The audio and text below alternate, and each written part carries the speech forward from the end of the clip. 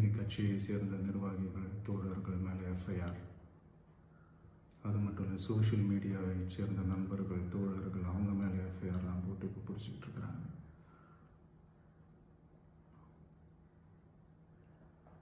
CM sir,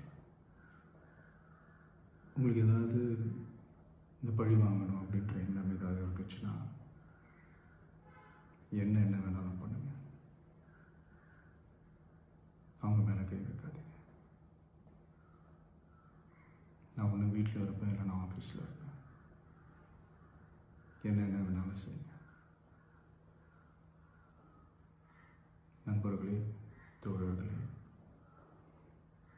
நம்மளோட அரசியல் பயணம் இன்னும் ஸ்ட்ராங்காக, இன்னும் தைரியத்தோட